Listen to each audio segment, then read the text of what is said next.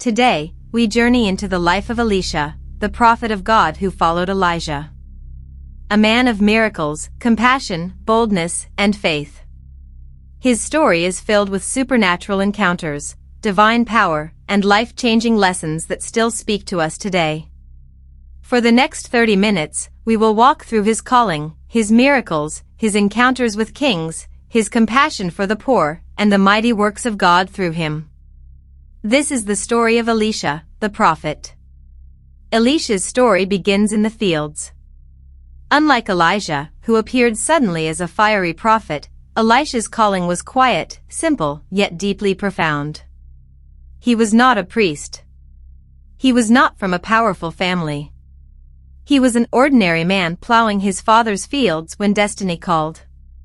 While plowing with 12 yoke of oxen, Elisha saw a figure approach. It was Elijah, the great prophet of Israel. Without a word, Elijah cast his cloak over Elisha. It was a silent but powerful act, a symbol that God had chosen Elisha to continue Elijah's prophetic mission. Elisha immediately understood the meaning. He left his oxen, ran after Elijah, and asked only to kiss his parents goodbye. Then, to show his total commitment, Elisha slaughtered the oxen, used the plowing equipment for firewood, cooked the meat, and gave it to the people. He burned his past, left his livelihood, and followed Elijah. This was the beginning of a new chapter, a life fully devoted to God. Elisha faithfully served Elijah, learning from him, watching miracles unfold, and preparing for his moment. Then came the day when Elijah would be taken up by God. On their final journey together, Elijah tested Elisha 3 times, telling him, "Stay here." But Elisha refused to leave, insisting, "As surely as the Lord lives, I will not leave you." He was determined to remain by his master's side. Finally, they reached the Jordan River. Elijah struck the water with his cloak, and the river parted. Both men crossed on dry ground. Then Elijah asked, "What can I do for you before I am taken from you?" Without hesitation, Elisha replied, "Let me inherit a double portion of your spirit." Elijah responded, "You have asked a difficult thing. Yet if you see me when I am taken from you, it will be yours." Suddenly, chariots of fire and horses of fire appeared, separating them. Elijah was taken up to heaven in a whirlwind, and Elisha cried out, "My father! My father! The chariots and horsemen of Israel!" As the whirlwind carried Elijah away, his cloak fell to the ground.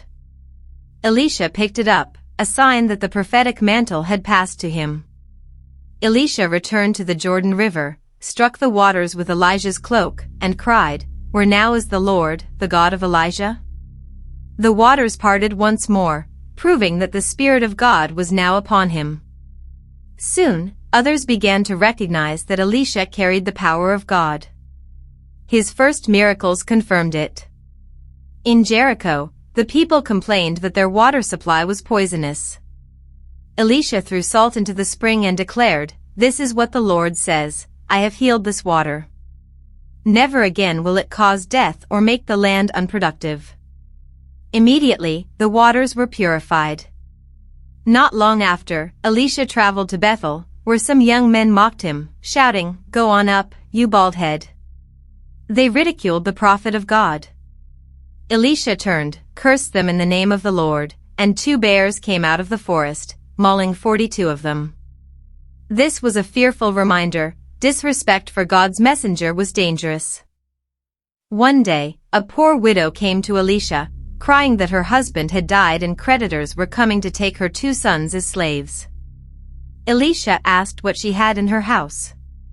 She replied, "Nothing except a small jar of olive oil." Elisha told her to borrow as many empty jars as she could from her neighbors. Then, in her house with her sons, she began to pour oil from her little jar. Miraculously, the oil kept flowing until every jar was full. She sold the oil, paid her debts, and had enough to live on. God's provision was abundant, far beyond her need. In Shunem, a wealthy woman often invited Elisha to eat at her home. Seeing his devotion, she and her husband built a small room for him to stay whenever he visited. Touched by her kindness, Elisha asked what he could do for her.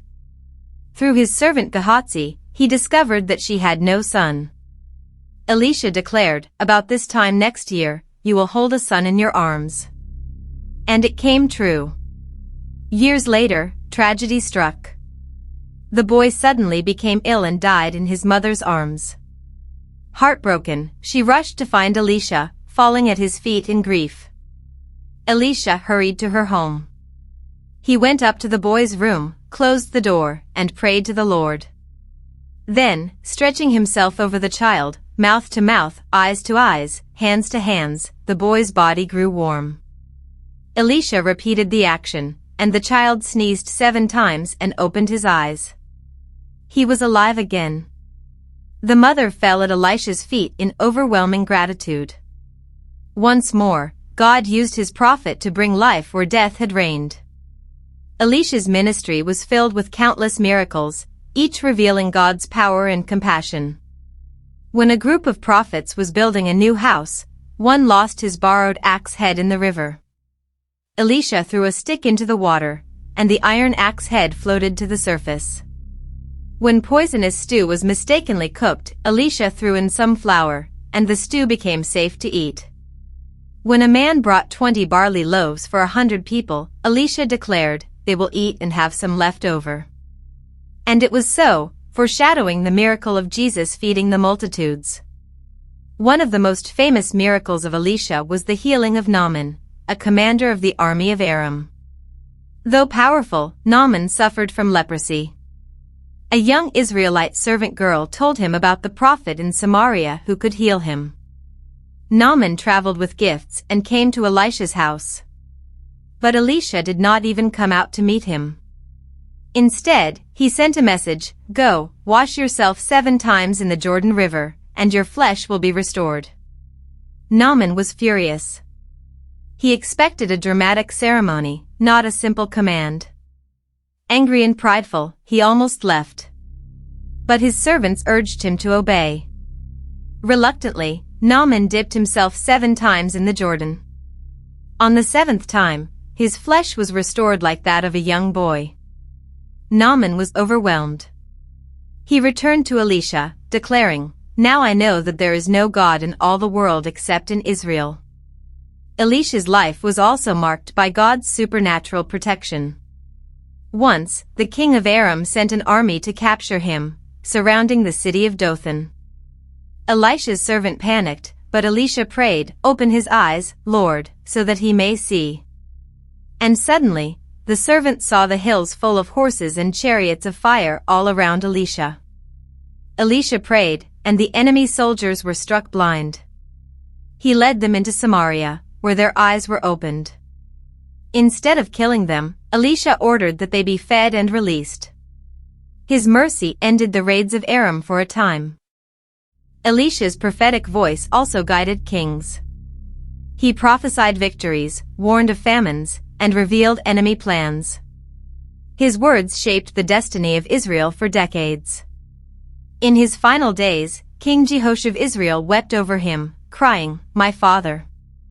My father! The chariots and horsemen of Israel!" The same words Elisha once cried for Elijah. Elisha told the king to take a bow and arrows. The king shot 1 arrow, and Elisha declared it a sign of victory over Aram. But when Elisha told him to strike the ground with the arrows, the king struck only 3 times. Elisha was angry, saying he should have struck 5 or 6 times to ensure complete victory. Elisha died and was buried. But even in death, the power of God through him was not finished. One day, some men were burying a body when raiders attacked. They quickly threw the body into Elisha's tomb. The moment the body touched Elisha's bones, the man came to life and stood up. Such was the enduring power of God upon his prophet. Elisha's life was one of service, compassion, miracles, and unwavering faith in God. From multiplying oil for a poor widow to healing a foreign commander, from raising the dead to revealing heavenly armies, His story shows us that nothing is impossible with God. Elisha was not born a prophet, he was an ordinary man plowing fields when God called him. Yet he responded wholeheartedly, leaving everything behind to serve the Lord. His life reminds us that God can use anyone who is willing to follow him completely. So as we reflect on the story of Elisha, let us remember, God is still the God of provision, the God of healing, the God of protection, and the God of miracles. The Spirit that empowered Elisha is the same Spirit at work today.